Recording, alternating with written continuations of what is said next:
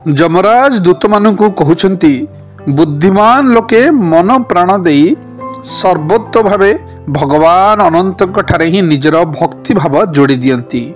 ତେଣୁ ସେମାନେ ମୋ ଦଣ୍ଡର ପାତ୍ର ହୁଅନ୍ତି ନାହିଁ। ପ୍ରଥମତଃ ସେମାନେ ପାପ ଆଦୌ କରନ୍ତି ନାହିଁ। ଯଦି ସଂଯୋଗବଶତଃ କିଛି ପାପ ହୋଇଯାଏ ତେବେ ଭଗବାନଙ୍କର ଗୁଣଗାନ ତାକୁ ତତ୍କାଳ ନଷ୍ଟ କରିଦିଏ।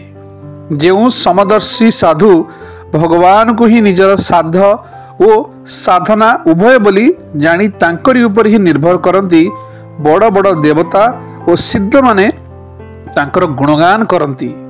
ଭଗବାନଙ୍କର ଗଦା ସେମାନଙ୍କୁ ରକ୍ଷା କରିଥାଏ। ତୁମେମାନେ ଭୁଲରେ ବି ସେମାନଙ୍କ ପାଖକୁ ଯିବ ନାହିଁ। ସେମାନଙ୍କୁ ଦଣ୍ଡ ଦେବାର ସାମର୍ଥ୍ୟ ମୋର ନାହିଁ କି ସାକ୍ଷାତ କାଳର ମଧ୍ୟ ନାହିଁ। ଯେଉଁମାନଙ୍କର ଜୀବ ଭଗବାନଙ୍କର ଗୁଣ ଓ ନାମ ଉଚ୍ଚାରଣ କରେ ନାହିଁ, ଯେଉଁମାନଙ୍କର ଚିତ୍ତ ଭଗବାନଙ୍କର ଚରଣାରବିନ୍ଦକୁ ଚିନ୍ତନ କରେ ନାହିଁ ଏବଂ ଯେଉଁମାନଙ୍କର ଶିର ଭଗବାନ ଶ୍ରୀକୃଷ୍ଣ ଚରଣ ଯୁଗଳରେ ଥରେ ବି ଅବନତ ହୁଏ ନାହିଁ, ସେହିଭଳି ଭଗବତ ସେବାମୁଖୀ ପାପୀମାନଙ୍କୁ ହିଁ ମୁଁ ପାଖକୁ ଆଣେ। ବ୍ରହ୍ମା ଭଗବାନଙ୍କୁ ସ୍ତୁତି କରି କହୁଛନ୍ତି, ଜୀବ ଯେ ପର୍ଯ୍ୟନ୍ତ ଆପଣଙ୍କର ଅଭୟପ୍ରଦ ଚରଣାରବିନ୍ଦର ଆଶ୍ରୟ ନେଇନଥାଏ, ତାକୁ ସେ ପର୍ଯ୍ୟନ୍ତ ଧନଜନ, ଘରଦ୍ୱାର, ବନ୍ଧୁବାନ୍ଧବ, ଭୟ, ଶୋକ, ଲାଳସା, ଦୀନତା ଓ ଅତିଶୟ ଲୋଭ ଆଦି ଯନ୍ତ୍ରଣା ଦେଉଥାନ୍ତି ଏବଂ ସେ ପର୍ଯ୍ୟନ୍ତ ତାହାର ମୁଁ ଓ ମୋର ରୂପୀ ଦୁରାଗ୍ରହ ରହିଥାଏ, ଯାହାକି ଦୁଃଖର ଏକମାତ୍ର କାରଣ। ଆପଣଙ୍କର ଚରଣରେ ଭକ୍ତି ହୋଇଗଲେ ସକଳ ପ୍ରକାର ଅମଙ୍ଗଳ ନଷ୍ଟ ହୋଇଯାଏ।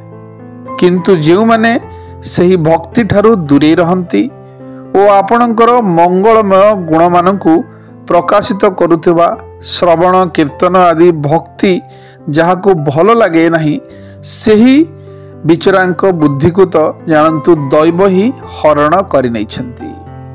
କାରଣ ସେମାନେ କେବଳ ଇନ୍ଦ୍ରିୟ ଜନିତ ନାମକୁ ମାତ୍ର ସୁଖ ନିମନ୍ତେ ବ୍ୟାକୁଳ ହୋଇ ନିରନ୍ତର ଦୁଷ୍କର୍ମରେ ହିଁ ବୁଡ଼ି ରହିଥାନ୍ତି।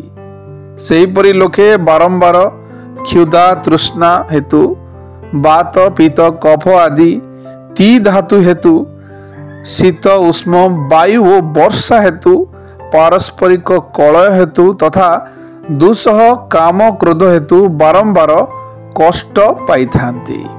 ଶୁଭ ସକାଳ, ଦିନଟି ଆପଣଙ୍କର ମଙ୍ଗଳମୟ ହେଉ।